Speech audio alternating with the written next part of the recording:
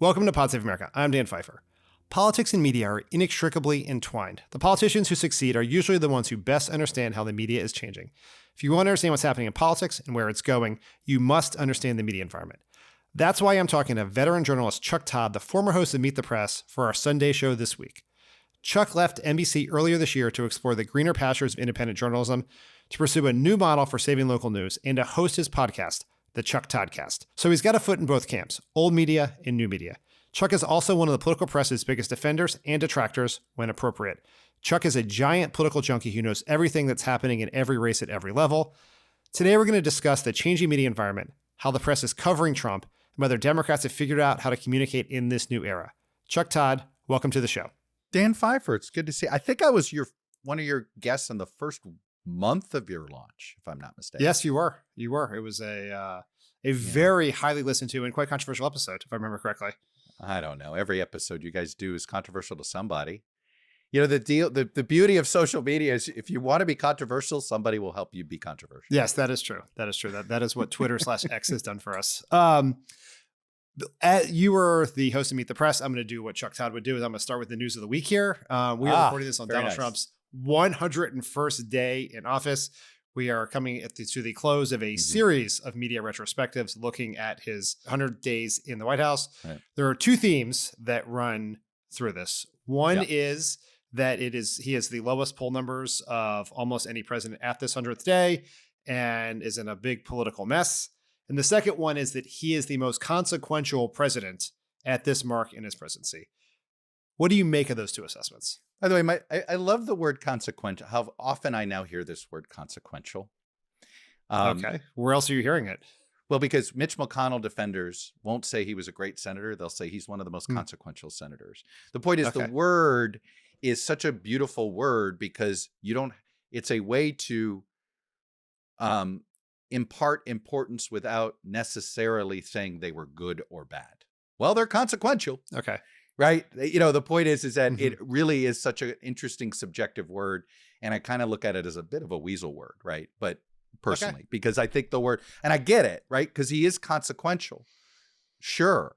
You know, and so's a wild animal in my yard, consequential in the moment. Right. That's going rabid on us. Right. You're like, yeah, it's consequential in the moment. Anyway, no, I don't know if you get the point I'm trying to say, but I do. It's a way to say that he matters without saying that he is bad or good.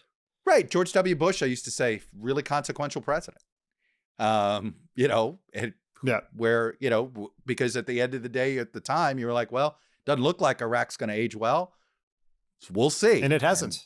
And it hasn't. It has not. And in fact, the legacy has somehow led to the Republican Party to no longer even believe in half the policies they used to believe in the Bush era.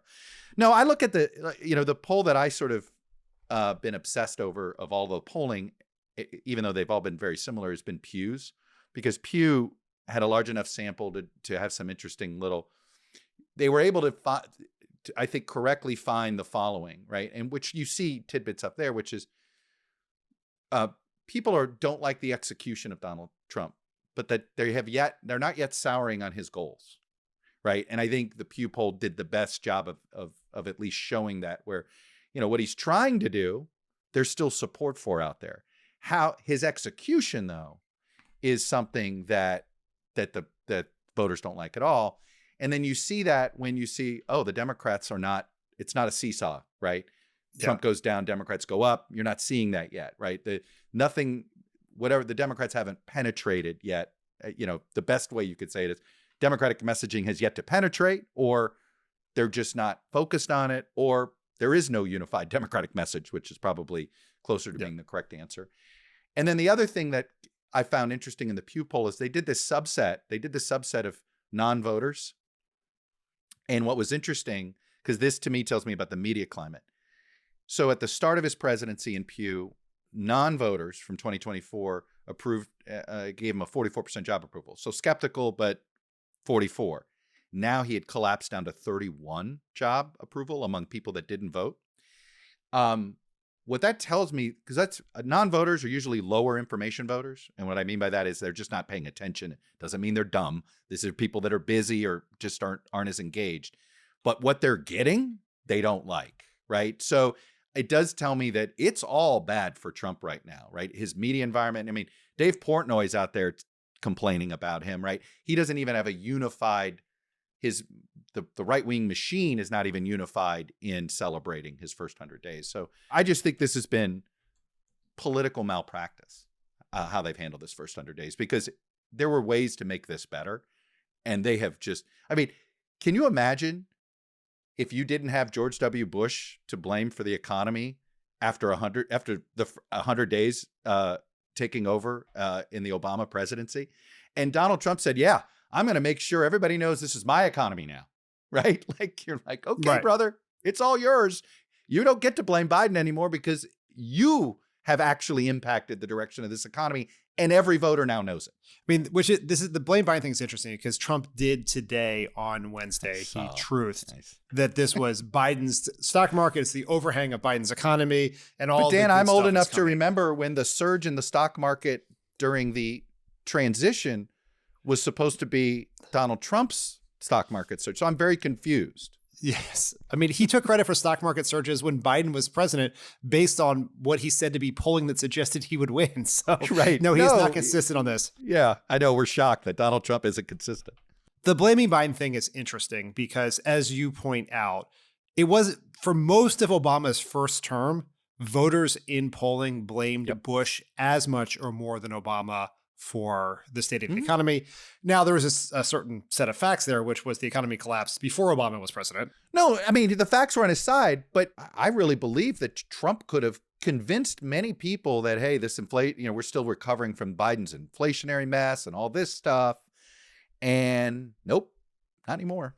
Yeah, there was a failure to manage expectations for sure.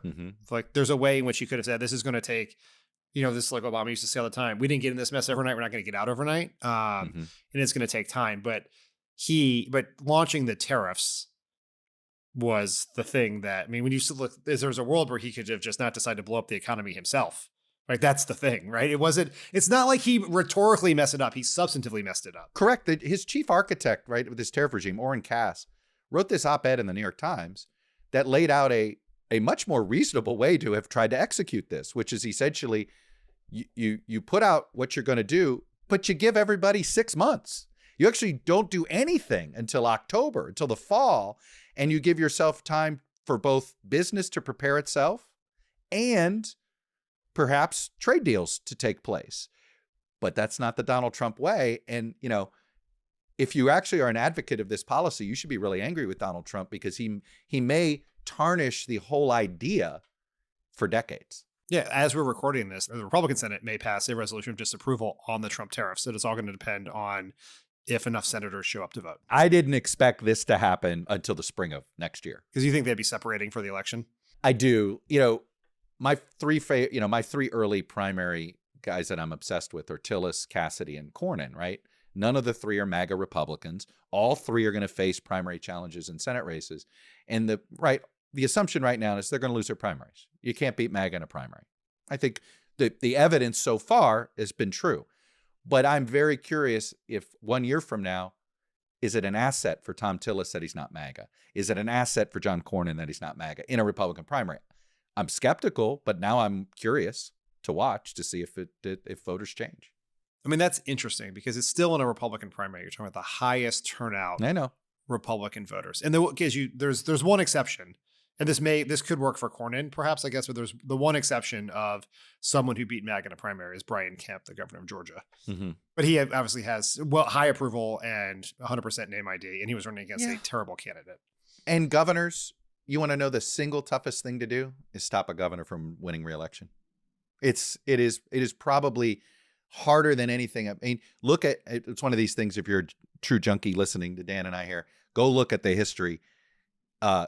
Governors are harder to prevent from their first reelection than probably any other elected official there is out there. As you pointed out, we have not had a seesaw effect. As Trump has gone down, Democrats have not gone up. Our party's approval rating is still at its lowest level. Although there have been gains for the Democrats in the generic ballot, up 3, I think, in the most recent average I saw, which is not great, but it is an improvement of where we were 6 months ago. What do you make of the sort of internal debate within the Democratic Party about whether the James Carville play dead, the Hmm. sort of David Shore focus on the economy and tariffs only, the sort of Chuck Schumer don't be in charge of the shutdown, Right. the go after them on everything, or the Bernie Sanders AOC fight the oligarchy? Just what's your sort of take on what Democrats are doing, and perhaps if you have thoughts on what they should be doing? Well, can I quote Barack Obama, the "don't do stupid shit," Yeah. idea too, which is, I think that's the position I'd be in this early, which is just don't do stupid shit, right? Don't get out of your way. It's a little bit of Carville, a little bit but I look at it this way. I think a good, loud, messy debate would be healthy for the party. Now, you and I are old enough to go back to I'm obsessed with the 88 to 92 experience, Hmm. right? Which was, 88 was one of those moments where Democrats just couldn't believe they got crushed. It was one thing to lose, but they got crushed, and it became this massive external fight, right? And so you had Bill Clinton essentially deciding to start almost an alternative party in the DLC at the time. He picked a fight with the Jesse Jackson wing of the party purposely, right? In many ways to differentiate himself. And there was a knockdown, drag out fight at times. Ron Brown was the DNC chair. God, I remember, it's so funny to see how close Ron Brown and Bill Clinton came once he won the presidency. But there was a time when Ron Brown was DNC chair where they saw Bill Clinton and the DLC as an arch enemy, right? As trying to upend what they were doing. But what's interesting about that experience, and I would argue also the experience you had in 05, 06, and 07, which was also a similar period of Democratic introspection, that I would argue all of this is what everybody should strike their own path to see what's working. This is a spaghetti at the wall moment. What's good for AOC may not be good for Wes Moore, but what's good for Wes Moore may not be good for what's Pete Buttigieg. So, and at this point, I think the party is searching for a way. I think party leaders ought to be trying different things. I think the two people with the hardest job are Jeffries and Schumer, right? Because they have the titles. So there's this expectation that they should be the leader, but what are they leading, right? It's really hard. So I'm empathetic that it's hard for them to play leader, but right now they're the leader because there's nobody else. So, Schumer could be a better communicator. I don't know how Schumer became a bad communicator. He used to be a great communicator. And The world changed. I don't know. Yeah, it's fair. I mean, and it may be that he was a good communicator in the previous way that communicating took place. He has really struggled because I think he made the right decision. I mean, I don't think the government's open right now, by the way, if they should. I'm convinced that Trump would have just selectively opened certain parts of government. There wouldn't have been, maybe I'm wrong, but I'm a cynic on that one. I do think that there was that you might have been handing them an opportunity, not a potential loss. So I think his tactic was correct, but how he messaged it, right, absolutely made it seem worse. So I can't sit here and say any one idea is a bad idea and how everybody's doing, because I kind of think I think there needs to be 1,000 flowers here, and let's see which ones bloom. I would stay for the record here that while I am quite old, I was in middle school and early high school during the 1988 to 1992. Am I that much older than you? I feel like you're poor. No offense, Dan. I apologize. I wish I were your age then. You have an old soul. Yeah, fair enough. I'm an old soul, exactly. But I do know that period. And what is interesting about that is the idea behind the DLC and Bill Clinton was that the party had gone too far left. We had defined ourselves out of the mainstream with the American people, and we had to change in order to win election. One big issue, law and order. And welfare. Right. It was government support, but it was law and order, right? And if you think about it, think about the two things Bill Clinton had to do in his 92 campaign, right? He had to, a mentally questionable person was put to death. He needed to show he was pro-death penalty. And, it is still a controversial decision to some people that he made, but not to the voters, right? He was trying to virtue signal, hey, I'm a different type of Democrat. I'm not afraid of the death penalty. I'm not afraid of using these things. And then, of course, the so-called sister soldier moment where he sort of had this cultural pushback. But, that moment to me is, I wonder if somebody's going to try a Bill Clinton playbook, right? I think Gavin Newsom is kind of trying it right now, right? Which is try really hard to almost pick a fight to show you're not a conventional progressive Democrat, at least on cultural issues. I don't know if that's going to be effective this time, but I do expect to see a few candidates try it, or a few Democrats try it. I think that there's a flaw in that thinking, in my view, which is in 1988, the vector of American politics was left-right. And in 2025, it's inside-outside. And so I don't think the voters, and Trump is a perfect example of this, right? He is a very heterodoxical politician, at least in the way voters view him, right? They think he is more liberal on social issues than he actually is, because he's a billionaire from New York. Right. He talks about protecting Social Security and Medicare, ran to the left on Social Security and Medicare in the Republican primary, and has like these elements of populism to him, but then is far right on a whole bunch of other things like immigration. And I just don't know that people will think about, if that is Newsom's plan, and I don't know that it is. I think that's a mistake. Well, it's interesting. And so let me throw something else at you. I have my main thesis about 27-28 is that the Democratic primary electorate is going to prioritize two things: new and electable. Now, the problem with electability is how subjective it is, right? You know, that is sometimes in the eye of the beholder, but some of that can bear out in polling, and some of that. And if I were to, new and electable is arguably how Barack Obama won, right? He made the case, hey, I'm new, and let me prove to you that I'm electable. And if I recall, the 2006 cycle was actually the cycle that proved he was electable, because Barack Obama was invited to every red state Democratic. I think you were working Tim Johnson, right? I was Evan Bayh in the 2006 cycle. Evan Bayh, you were Tim Johnson in 2002, right? Okay. But if I recall, there were a lot of red state Democrats that invited Barack Obama to campaign for him in 2006. Not many who invited Hillary Clinton, right? And that was sort of the first piece, so he was able to create this case that, hey, I can go anywhere around the country. Oh, and by the way, I'm also new, right? So, and the reason I assume it's new and electable is I think there'll be a desperation to win, right? Trump just exhausts everybody, just like we saw with Biden with the 2020 race and what happened there. And the Democratic Party always wants new, right? That has been the hallmark of when there's not an incumbent involved. I've always believed the rise of Bernie Sanders had nothing to do with his politics and his ideology, and everything to do with Hillary Clinton was the known candidate. Who's the new? All right, we'll try that. I think there were a lot of people who could have been the alternative to Hillary had they run. Most people just didn't run, and he was really the only viable alternative that was out there. So I do think new will matter to, and what I mean by that is I don't think there's a name you and I will discuss today that might be that candidate, right? Like, think about Pete Buttigieg. Pete Buttigieg in 2017, who had him in the finals for the presidential nomination in 2020, right? That so I look around it. Maybe it's Abigail Spanberger, right? Maybe it's somebody we haven't thought of, a state senator that goes viral and pulls an upset in Kansas or Nebraska or Iowa, right? That's to me just as viable as Cory Booker figuring out a way to win the nomination. I think I would put maybe this goes along with new, but I think the Democratic activists and donors are going to put a lot of stock into communications talent.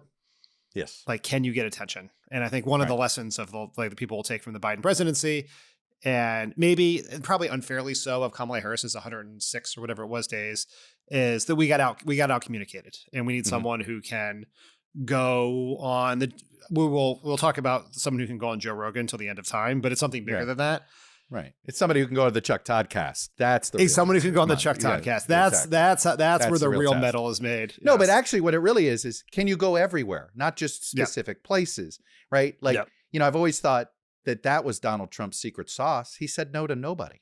Yep. And it was, it helped Obama. Obama was on Monday Night Football. He was a month before. Obama would say no to nobody, right? Like that. Sure. That I used to think it was Chris Christie's, special powers until he had his own. He beat, he cost himself, but that used to be an advantage for him because he was willing to go anywhere.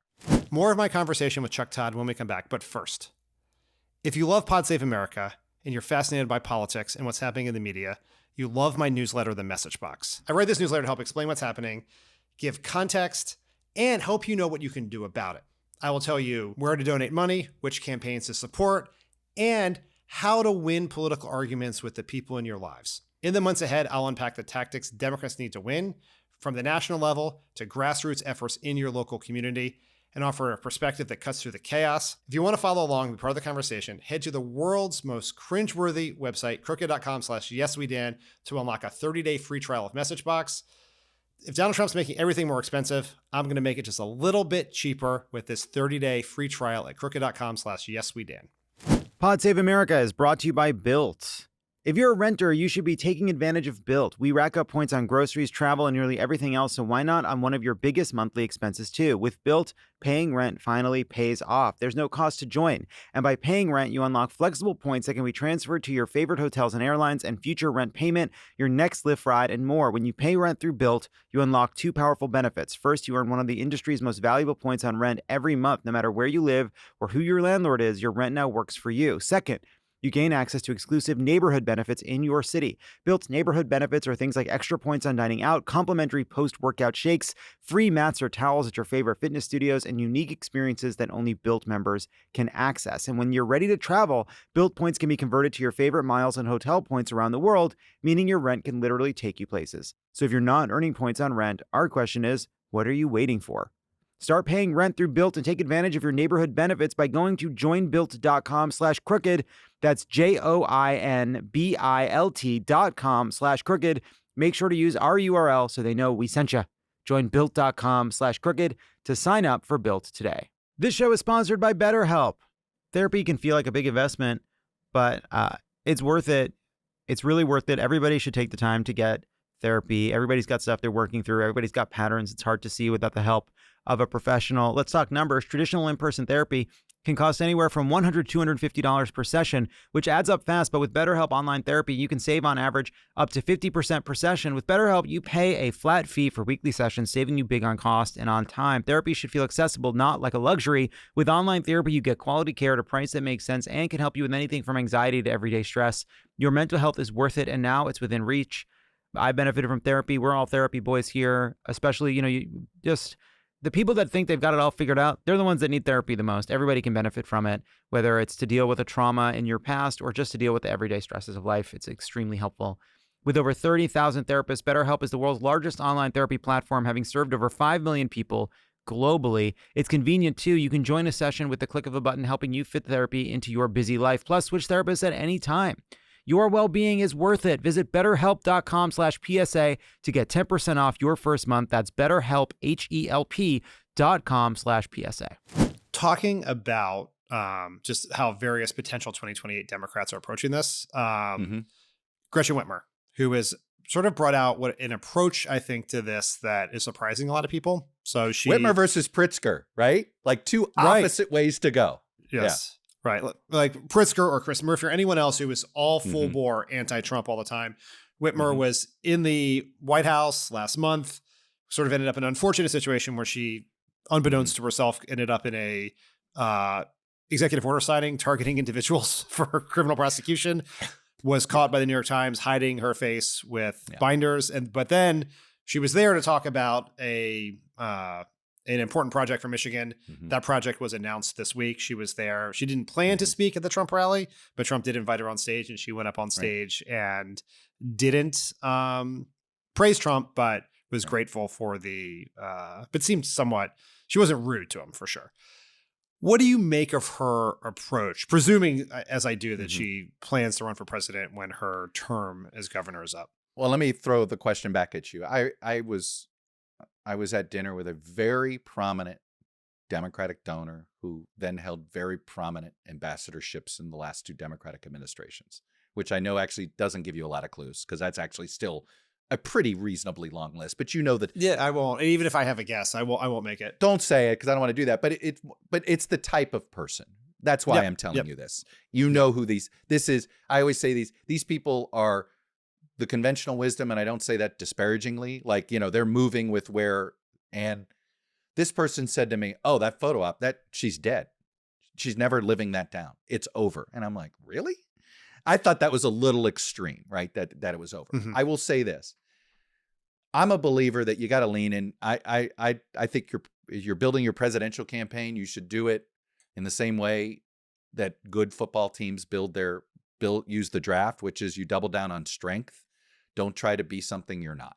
Okay. Don't try to be something that your team's not built for. Don't try to be a politician that's off the brand, right? So her brand is what? That she is willing to go, talk to red voters and blue voters. So her brand is the swing state person, all of that. So the problem is she got caught apologizing essentially for being with Trump, right? The folder is kind of a version of I'm trying to reach out, but I'm embarrassed there. Or even at the National Guard ceremony when her first instinct was, I wasn't planning on speaking. I thought that was a moment of weakness, which is, no, you got to be comfortable in your own skin. This is your strength, right? If she's in there, it's because she can win, right? It's because she can govern in a sort of from the middle out. And I'm not saying she's a centrist, but that's, so I think that tactically, I think what she's done is right. Her execution though, right? You look at it, her individual performance, it's like Chuck Schumer. He made the right decision, but you stepped on yourself, but because of how poorly you communicated, you kind of communicated a flip-flop there. No, we're going to force a shutdown. No, we're not. That's a terrible idea. No. Here's Whitmer. If you're trying to show you're willing to reach across the aisle and you're going to work with whoever you got to work with, then don't act like you're embarrassed when you get caught doing it. Right. So I don't know, I think you're pretty good at identifying problems like that. Do you think that's going to be something that lingers for her, that it becomes, it's sort of like it sits in that you're like, well, you did the right thing, but why are you embarrassed about it? Right. I think she has plenty of time to fix it. That picture will linger with the sort of people you had dinner with, the people who. Those donors. Right. And I wonder, does that hurt her? Donors and the kind of people that you're seeking endorsements from in wherever the primary is going to be this time, South Carolina, I guess, and Nevada. Yeah. Do we know the primary calendar? We do not. We do not. It does not exist because it was a 1-year deal to. Where's J.B. Pritzker? So he goes to New Hampshire because he didn't know where else to go. Did he? Yeah, I mean, that's what it's not on the list, but it's what the press thinks of. I think people assume it will not be Iowa. So you might as well go to New Hampshire. And does Vegas still, yes, it'll be very important. But it's so hard to get an event in Vegas because people, they're not, it's not a political community that's used to it yet. Right. There's an established, right. The 5 people, hey, I need to get an audience of 50 in a New Hampshire event. Right. Oh yeah. I got so-and-so on speed dial and this person will. I go to the Puritan back room and I get 50 people from Manchester to do it. And we are good to go. Yeah. That's why you do it. So here, the point on Whitmer is I think that there's plenty of time to fix this. Mm-hmm. I agree with you that the question it will raise for people, if she can't prove otherwise over the coming period of time, and she'll have plenty of time to do it, is political instincts. The way that she played it did not work for her the way it should have. You either got to double down on it, she said, lean into it, find a moment in the Oval. I have no problem. If you want to work with the Trump administration, try to get something for your state, that is still your job. I get that. That's why you were elected. And by the way, my guess is she promised she'd do that in her campaigns, right? So it's been a big thing she's been working on from the very beginning. That's right. So she should deliver that. And I'm very sympathetic to where the situation Newsom was in after the fires, where you have this capricious, vengeful president who might deny life-saving aid to your state. So you have to do that dance. I get that. I think once you find yourself, even accidentally, in the Oval Office while the president is targeting 2 individuals for criminal prosecution because they spoke out against him, some people say she should have yelled in that moment, but then you got to go to the mics afterwards and condemn that, even if it puts at risk the other project. There's a nimbleness, I think. That you remember a moment during your years where a candidate, got caught in something and it's like, oh boy, why don't you go clean it up there at the end? I feel like there's one of those happened during the Obama years, but I can't. Oh, there are plenty of them. I mean, yeah, but you're absolutely right. You've got, and that's why it's I struggle with the Whitmer because I think again, her brand is I work with everybody, and I think that's her. If you tell me I do the coma test. If I'm in a coma, I wake up and you tell me Gretchen Whitmer's the nominee. Oh, well, she must have prioritized this, right? You know what I mean? You're just, and the party bought into the idea that, hey, we need somebody who can win, and we need somebody who's willing to work with red voters as much as there were blue voters, right? Like, so I get it, and that's why it's just poor execution. That's really what it was on both cases. We should also stipulate that anyone, like, I agree with your coma test, but just we have no idea what voters are actually going to want when the primary even starts. Like the example I always use is after Bush won in 2004, the entire consensus was we need someone who can win a red state. And in that vision was a white man, right? That's what like people cannot fathom, or a lot of our younger listeners and staff, that Mark Warner was the toast of the town in the year 2005. People were clamoring over themselves to work for Mark Warner. I think that was my first NBC scoop for them was reporting that Mark Warner wasn't running. Which was a gigantic deal. I was working for Evan Bayh at the time, and we had real visions of being the next Mark Warner. And look, let's be honest. Why did you go work for Evan Bayh? Because you cared about the state of Indiana's policies? Sure. But you thought maybe that was a presidential campaign to be built. Well, right? two reasons. One, he told me he was going to run for president. And two, almost as importantly, I had just helped make Tom Daschle the first Senate leader to lose re-election in 50 years. And so if someone's offering me a job, I'm taking that job. So, but yeah, that was the thought, was that was the kind of electable candidate. And then 2 years later, Barack Hussein Obama from the South Side of Chicago via Indonesia and Hawaii wins the nomination and wins the presidency in a landslide. But it didn't mean that people weren't wrong. Right. They had to figure out how to win some red states. Well, it turns out you needed a better communicator. If you have a good communicator, they can win a red state, and frankly, I thought, well, anyway, Obama always knew the limitations of his ideology. He may have believed, which is something that I think is a lost art these days. To know where the public is going to be? Yeah, to sort of be able to balance. Look, I have some views. I always say this. I get frustrated. People think they know my political views. I'm like, no, you don't. I said, I just know how things get done, and I just believe you get most things done from the middle out. But on some issues, if I told you my position, you'd think I'm some radical lefty or some radical this or whatever. But the longer you live, right, the longer you see this town operate, you realize, well, if you want anything to stick, you gotta start. Like, take Obamacare. That was not the way he wanted to pass healthcare, not even structurally necessarily. But he decided, no, I want to do it. So what's the best way to politically get it done, right? And that's all I think voters are looking for. Are you a pragmatist enough to get to your goals? We don't care how you do it as long as you achieve a goal. Let's transition a little bit to the state of the media today. You were the editor of The Hotline, which is when you and I first met, a publication that was literally faxed to my office, and every person in Washington ate their lunch while reading The Hotline, printed out on it piece was of paper. basically it's pretty much the original newsletter, right? Before newsletter, I was going to say it's what Playbook and everything else is based on. It's all derivative. The Note was a derivative. All these things were derivative of the original Hotline. Yeah, but actually more valuable than these things because the internet was nascent, and what you would do is it would tell you what was happening in every state and every district.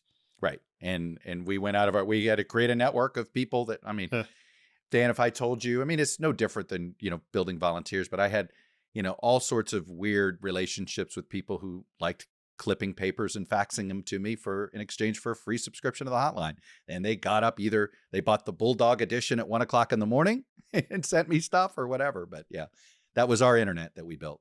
You're at the Hotline, and then NBC, as political director, then host of Meet the Press, White House correspondent, then the ultimate sort of establishment media gig, right? Yes, exactly. That's what I say. And now you have left NBC. You're an independent journalist. How's the water? Tell me. It's great. I'll be honest with you. The more the merrier. Yeah. I want to ask you about your decision to do it because I think it says something not just about your journey, but maybe how media has changed over the 25 years that you and I have known each other. So just how did you end up hosting a podcast like I do?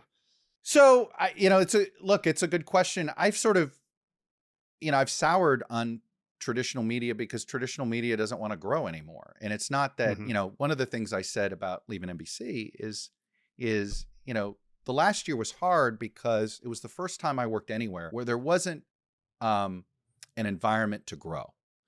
Now, I've had to lay people off. I've been at cuts, but every other sort of time that there was a sort of a media recession, right? Where you had to tighten the belt, but you would tighten the belt on some legacy media project or older media project, but you would double down and invest on what the new was, right? And there was always, and even my last 2 years of Meet the Press, I was focused on streaming, right? I was focused on getting the show ready for, like, it was clear we're headed here, you know, and it felt like where people were going to recover from cable, right? I call cable news FM radio for the 90s, right? There's still money to be made, but you can feel that its relevance is slowly receding.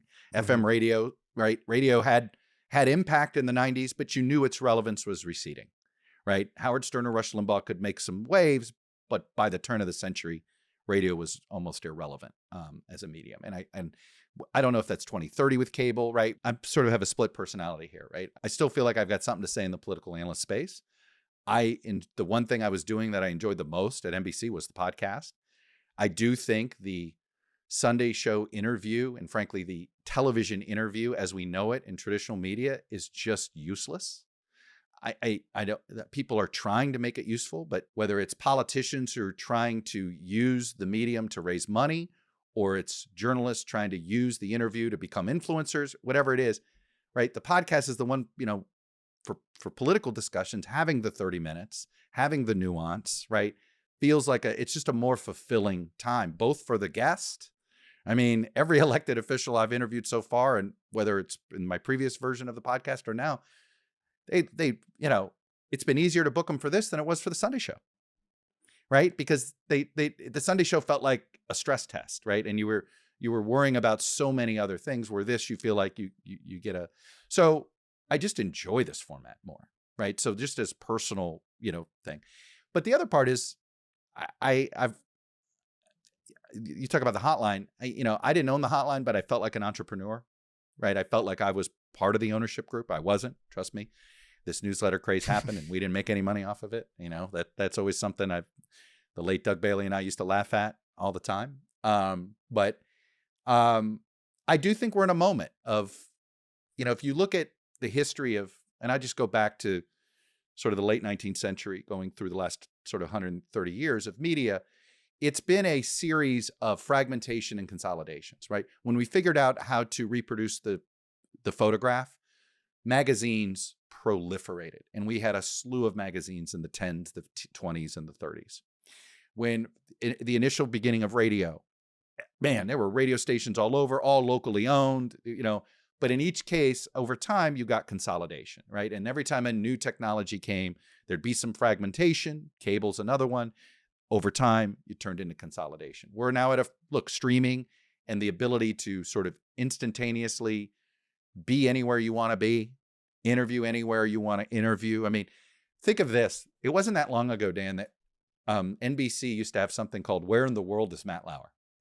And it was a big deal because it was like, we're going to broadcast from the Gobi Desert, right? Or we're going to broadcast from the South Pole. Well, anybody with a phone can do this now, right? Like, there is no limits, right? So notice that there's no Where in the World is Al Roker, or, I say this because you're like, so what, right? There's some Instagram feed that's probably been doing this for the last 10 years, right? Showing you in all these places. So I do think that I spent a year sort of on this journey to figure out, why do they hate us? How did we lose trust? And the ultimate conclusion I came to was the loss of local, that the gutting of local news. I mean, I have this sort of cheap hot take line, which is, a guy named Craig thought classifieds ought to be free, yada, yada, yada. Donald Trump became president. And right. It's, because it turned out any newspaper that had a circulation of 50,000 or less, a majority of their revenue was classifieds. And so it just gutted. And I do think that national media has never been fully trusted by people, but local media were our character references, right? When local media sort of was reporting what we're reporting, oh, okay, right? I know those guys, or, my kid goes to school with that guy's kid, or, there was just a little bit more familiarity. And I think it gave us trust. And I think the loss of local is why, the farther you are away from a politician, or the farther you're away from a media person, the more you assume they don't know how you live, right? They don't understand your life. So I'm that's when I'm not making content, that's what I'm focused on. Is I want to try to scale local news. I want to try to find a revenue stream, because I don't think nonprofit's the answer. I think it hasn't worked. It's filled the vacuum, but it's unfortunately, I think a lot of these nonprofit news organizations are making too much what I call journalism for journalists and not enough service journalism. And I think local news really needs to be in service of the people that live in a community, meaning you're helping them live their lives versus national news, which I think is your civics, telling you what you need, what the macro view of the world is. And I have a thesis that youth sports and high school sports can be the glue and the revenue stream that could be the future of local news.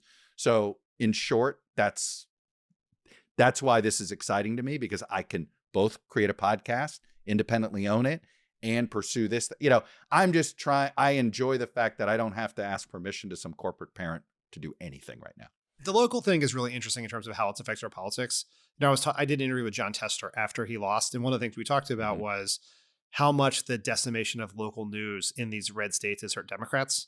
Like when I worked for Tim Johnson in 2002, senator from South Dakota, he only won re-election because we were able to run a campaign where he was with the local press all the time, so people knew who he was and what he did, as opposed to the caricature of him. And so like that is like Tester was saying, like how much that had changed from when he first won in 2006 or whatever it was to now, was there just wasn't those people who could tell your story to people like in a non-polarized way. And so it just has a huge impact in what's happening in politics. No, and I think if look, this is not just about starting a local news organization that is only focused on trying to figure out what's happening at city council meetings. It's also just simply about helping people. Where do I find a restaurant I can take my family out tonight that isn't going to break the bank? And hey, did you know this store's got, the newspaper was an incredible device for people in a particular. And what I think the biggest mistake we all made as journalists was assuming most people subscribe to the paper to pay for news. No, most people subscribe to the paper not because of the news. It was basically in order to understand what the hell was going on in the community, right? Whether it was movie listings, TV guide, coupons, whatever it is, that was a bigger part of the purchase than I think we journalists want to admit. Yeah. Right. And so I think that we have to get out of this phase. This is, if we want what we have, the people that want to be informed will always find a way to be informed. The problem in our politics today is that we don't have a way to accidentally inform people. And, which is the stuff they would catch. There's this great study that I'm obsessed with. It involves newspapers and it still worked, which is a couple of college academics did this, saw that there's a correlation that if you get a newspaper delivered to your house, you're more likely to vote. So they wanted to say, okay, what if we just force fed a newspaper to people? Would it increase that group of people's voting history? And sure enough, it did. They sent the paper to a whole bunch of people that didn't vote in their last election. And just the simple act of throwing away the newspaper at least told them when the election was. And those people came out in bigger numbers than those that did not receive the paper. So there's something to accidentally informing people that we're missing. That's something we've 100% lost, because like on a national political level, for a while there, you could be accidentally informed of something related to politics from Facebook, but now or Twitter, if you were one of those people who engaged. But now they've turned off the algorithm, right? Right. So now you don't get that. I think the other interesting thing that I think is hard for people to understand now, you had to get the paper to know what the weather, or turn on the local news to know what the weather was going to be, to know when a movie was, and to know the score of the baseball game. Right. And in turning on the news, picking up the paper, you were going to bump into some sort of civic information, something. even if you just read that's why everyone cared about the headlines, right? Yes. We still fight about headlines all the time, but no one cares about headlines anymore because no one looks. The paper's not sitting. Although on the newsstand now headlines matter for whether you get a YouTube click or not. They do. Well, they also matter in terms of this is a fight back when I was still fighting with reporters, that they matter more in the social era than they do because people are only seeing the clip when they scroll. But the thing that's interesting now is that because the internet, as we commonly understand it, has collapsed. Like for a while, then you didn't either, so we could find all those things on the internet. But because Google is such a disaster right now because of AI slop and ads and everything else, the world has become so much more confusing that you need curated information again, right? Which I think is Yeah. a lot of what's happening in independent journalism. And I do think that there's a way, and again, I think we know consolidation is coming. I just don't know what it looks like on Substack, right? I don't know what it looks like on YouTube, but it's coming, and is, that's part of, and you guys are in some ways, you planted a flag, and I hope to be a consolidator. This podcast is sponsored by Squarespace. Squarespace is the all-in-one website platform designed to elevate your online presence and drive your success. Squarespace provides all the tools you need to promote and get paid for your services in one platform. Create a professional website to showcase your offerings and attract clients. Whether you offer consultations, events, or other experiences, Squarespace can help you grow your business. Squarespace offers a complete library of professionally designed and award-winning website templates with options for every use and category. No matter where you start, your website is flexible to what you need with intuitive drag and drop editing, beautiful styling options, unrivaled visual design effects, on-brand AI content, and more ways to list what you offer. No experience required. Every dream needs a domain. Squarespace domains make it easy to find the best name for your business at one fair, all-inclusive price. No hidden fees, no add-ons required.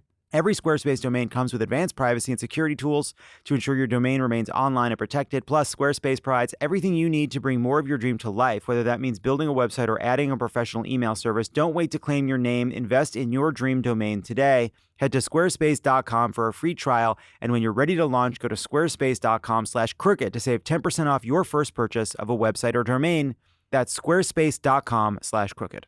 Well, now that you're an independent journalist, I assume you can speak even more freely than you have otherwise about how your former colleagues in the traditional press are doing their job. What's your take on how people are covering Trump right now? Are they doing a good job?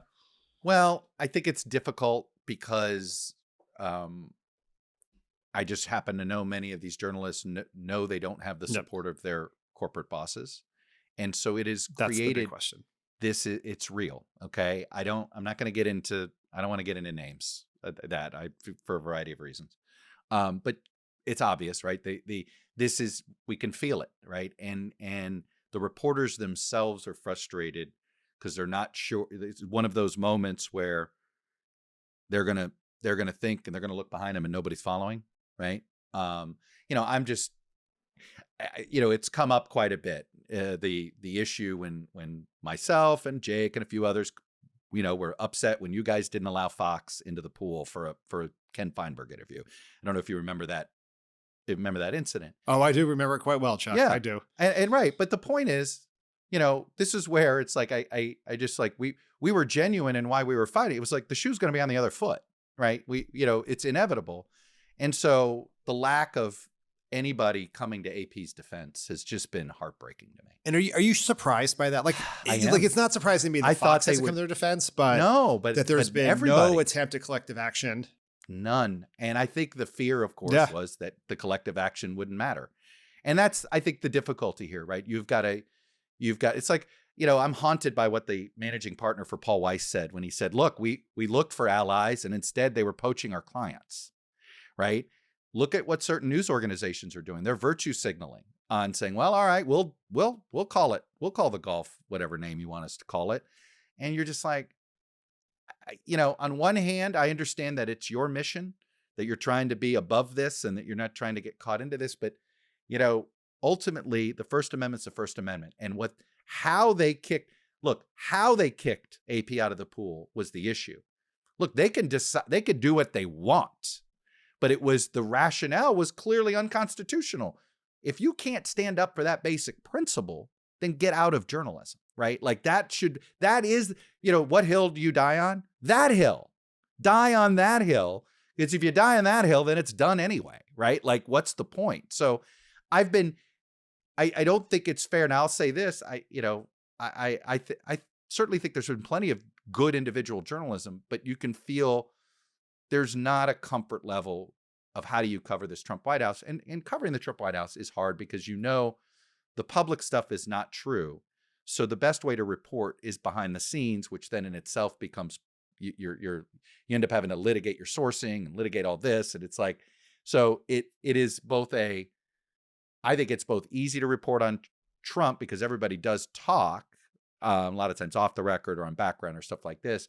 But it is hard because of how aggressive the West Wing is in essentially trying to exploit the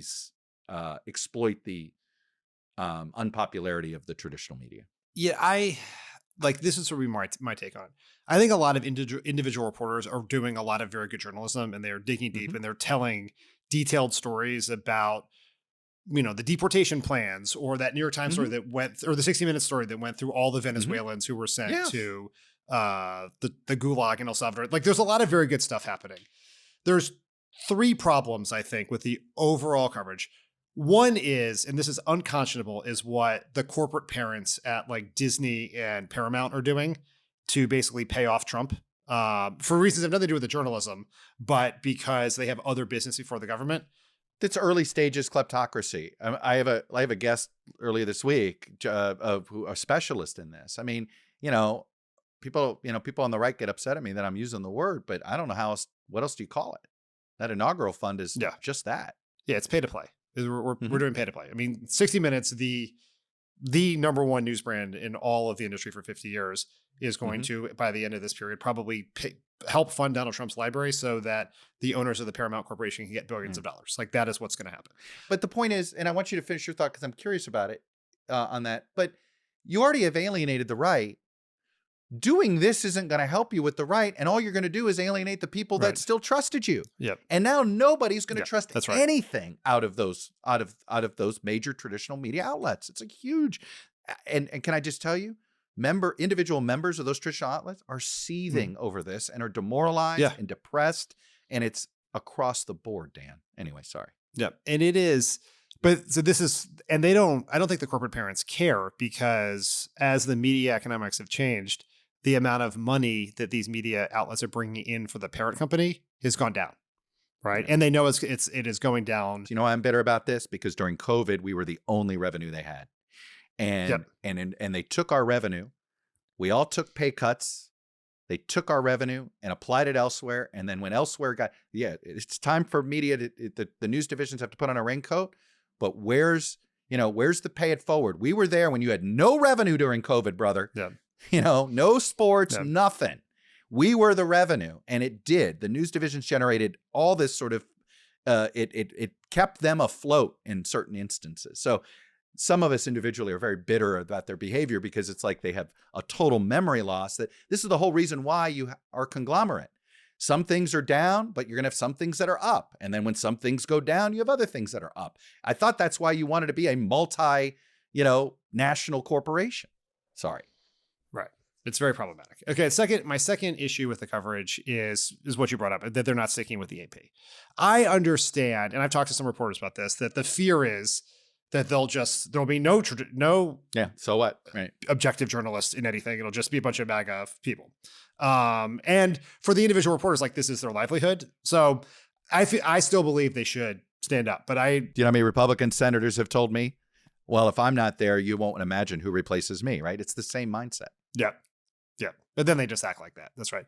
But the third thing I think is still a challenge we have is I'm not sure that much of I keep using the term traditional because I think mainstream is a sort of a Sarah Palin-esque term that I don't really love. Traditional's the fairest you can do. Legacy feels negative too. Yeah. The traditional political press is incapable of telling, like they're very good at identifying the trees in Donald Trump's forest, but they're incapable of describing the forest in appropriate terms. Right. To what to talk about what is, there are exceptions to this. There's some people do it very well, others do it less well, but like we are undergoing a fundamental assault on democracy as we know it. And people are really struggling to describe that in very true ways for whatever reasons. And there are cultural reasons, there are professional reasons, the reasons of self-interest, but the full story is up to told. I think this is the biggest dividing line among the opposition to Trump is this issue that you just identified. Because I think, I've always said, the biggest riddle we have to solve in America is there's a 60% majority that would like to have an alternative to Donald Trump. It's the problem is that 60% can't agree on anything, right? And you have about half who believe that we are in a existential moment. And you have half that simply believe that no, the one party has lost their mind and will be able to quote unquote revert back. And I think that's the tension I think that tension bears out in the press. I think you have some in the press that see it as a existential crisis and some that view this as a Republican Party crisis that will go away when Trump goes away. I'll be honest, I vacillate on this. I go back and forth. I think the party is a kleptocracy right now. I mean, just look at how Trump and the meme coins and, hey, if you buy this meme coin now, you get money here. So you can't succeed in the Republican Party without paying off Trump. So that is the beginnings of a kleptocracy. Are we Erdogan? No. Are we early stages Orban? Maybe.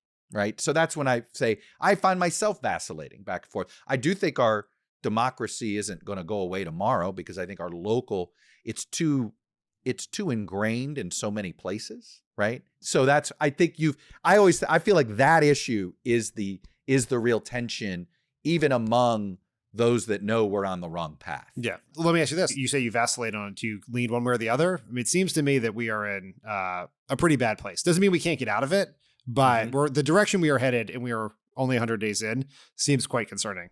Yeah, I'm like more devastated on an international way than I am domestically. Like we heal politically, we can heal quickly domestically. I think we've created problems that are going to internationally that are going to take a generation to rebuild. And that's that is whether it's trust with other countries. What we've done to Canada, I think, is something that is going to be problematic for beyond one. It's going to take America electing, a Republican president that isn't, a Democratic and a Republican president back to back that is so opposite of Trump.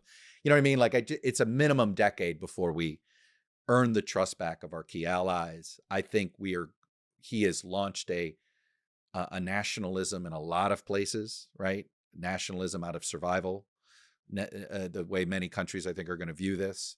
And so that's when I say I vacillate. I think the damage internationally, I don't think people fully appreciate how bad it is and how long that will take to recover trust. I mean, America's been trying to get trust back in Latin America for 50 years, and we set ourselves back quite every time we take one step forward, there's usually something that puts us 2 steps back.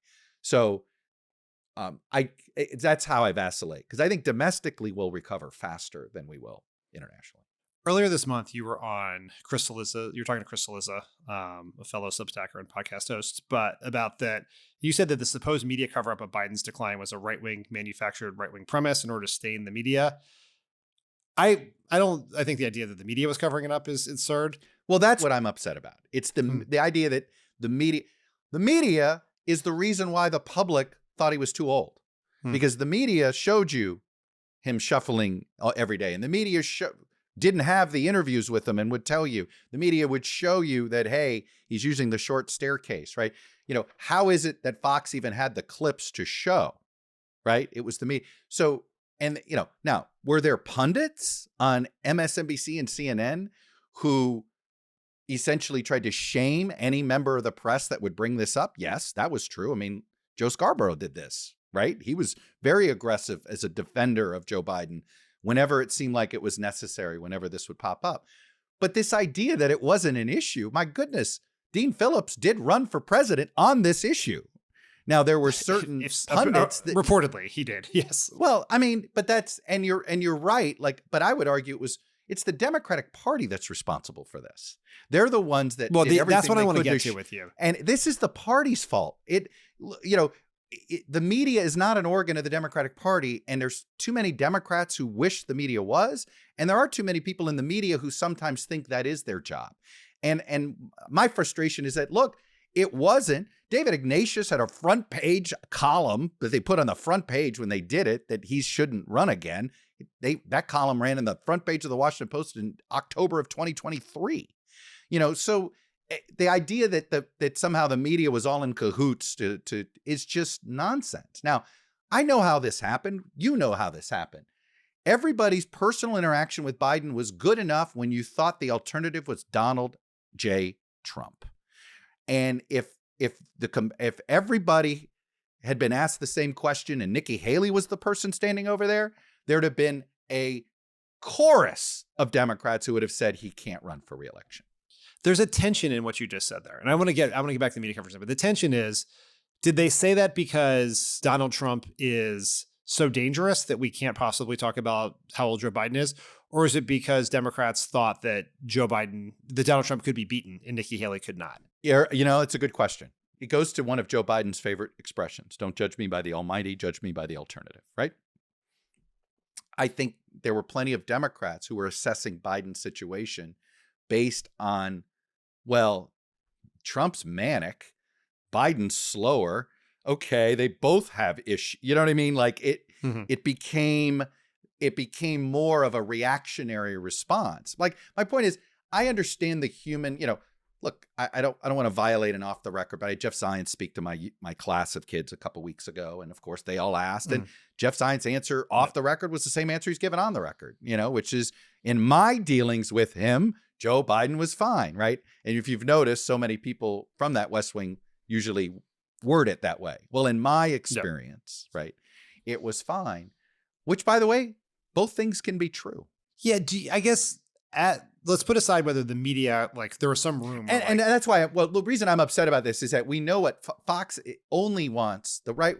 They're trying desperately to make the media part of the Democratic Party to create distrust in legitimate journalists in order to get their pablum believed by their viewers. So this is why I get more viewers about it. Right? This is why I get my back up about it. It's an intentional business strategy that, so what if the truth isn't there? We're just trying to discredit that. And look, I take it as a badge of honor. They get obsessed with trying to discredit me because I think they know I have plenty of legitimacy.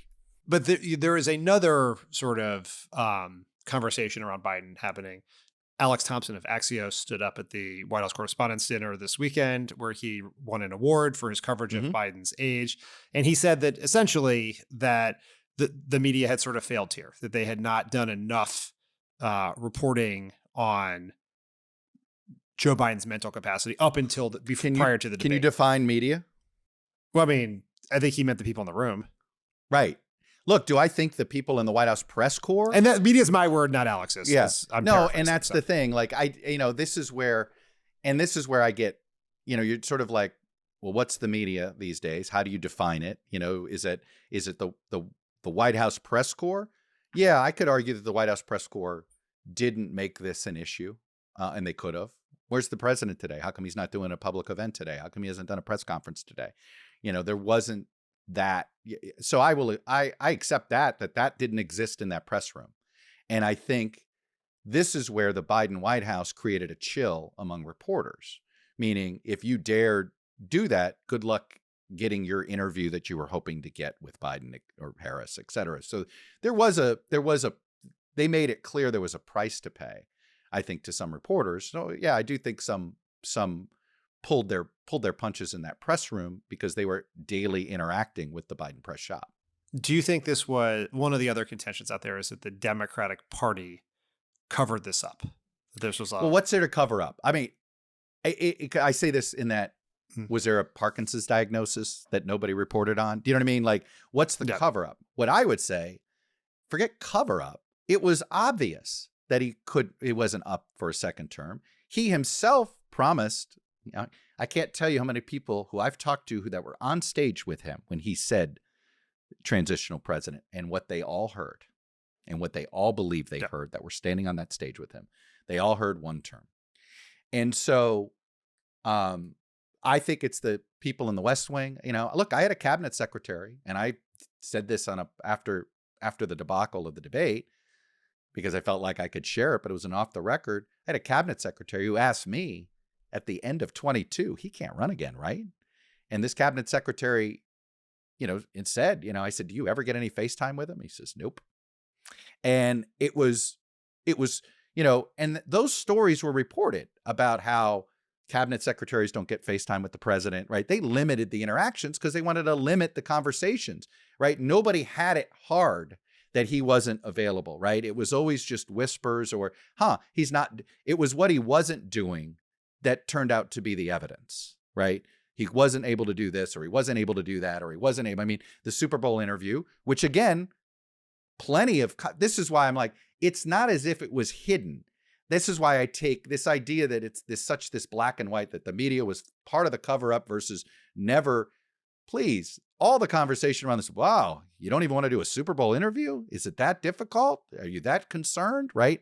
Like, it was all out there in the ether. That's why The fault belongs to the Democratic Party. It's Joe Biden. It's Joe Biden. It's Nancy Pelosi. It's Chuck Schumer. It's Ron Klain. It's Jeff Zients. It's everybody that was around him.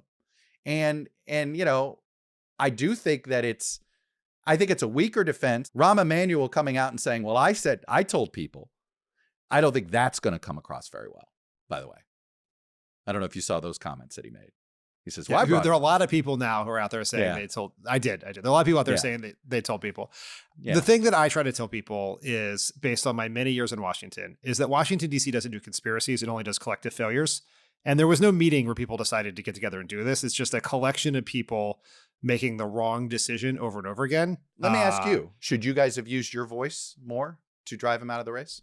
Yeah, we've talked about this. If I look at myself self-critically, I had not spoken or seen Biden since he called me right before the election. I talked to him for like 5-10 minutes, and he was great. And I interviewed him before the election, and he was totally fine. Like, there's not even a question there.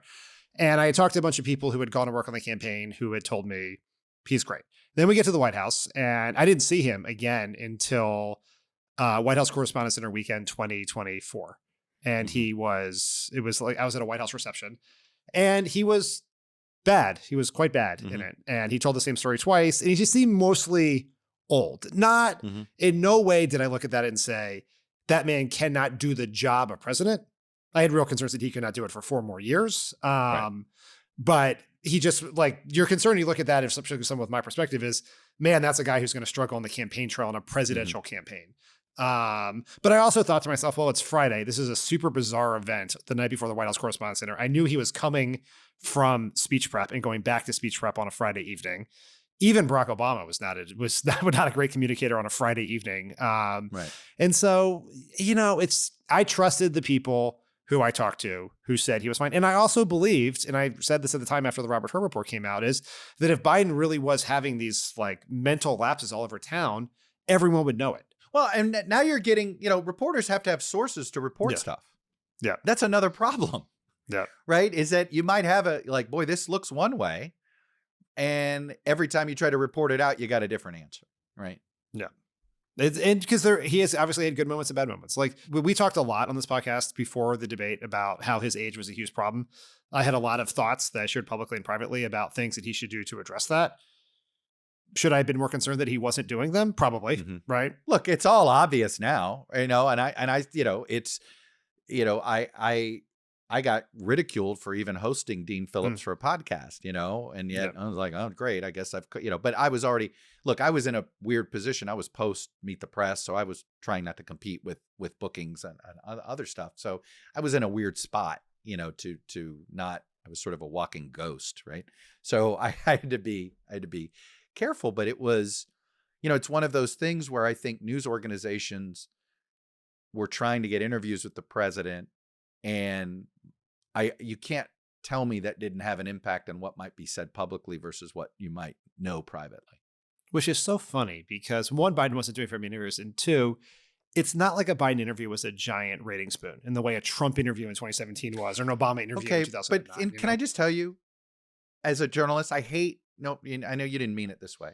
No. I hate the idea that you think that someone tries to get an interview because they might think it's good. I just wanted to get an interview. I think your bosses think that. Like, they may think that. I just wanted a Joe Biden interview because I'm trying to, there's a whole bunch of questions I have for him. I really think most journalists think that way.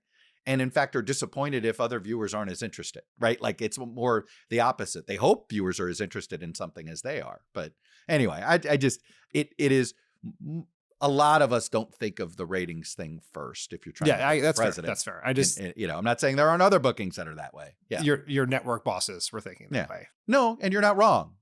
Yeah. Anyone's boss, not just my network, old network. Yeah. But yeah.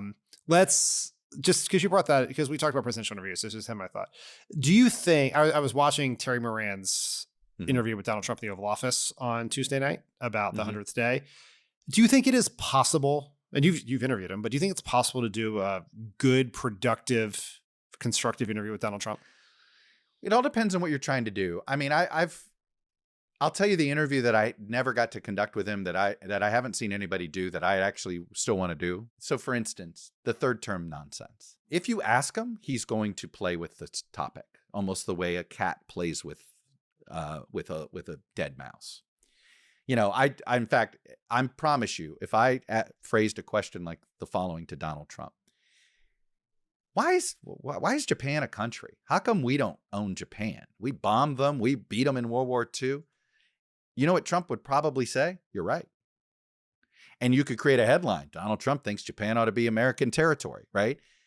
Is he really serious about it? Or is it like the movie Anchorman where he'll accept any premise, so you be careful? Yep. So I do think there's a responsibility as a journalist that, be careful asking something that feels like a shiny metal object that might make you feel like you get a cheap headline that actually isn't really that substantive, like Trump third term. I'm sorry.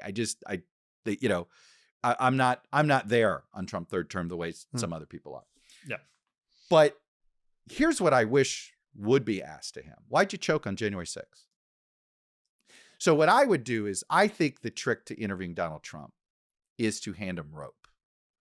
I think the mistake that I've made and many others make is to try to bring him into your reality when maybe you're better off helping the viewer see his reality. I like that. So you know what this means? Donald Trump, come on Chuck ToddCast. I don't think it's a 0% chance. You know how they operate. No, I mean, he believes he can handle any interview. And if you and his staff, if he wants to do something, his staff will never stop him. Yeah. Well, I think that is a great place to end it. I would love to see you do that interview with Donald Trump on your podcast. Chuck Todd, thanks for being on Positive America. Great to talk to you as always. It's great to talk to you, Pfeiffer. I love it.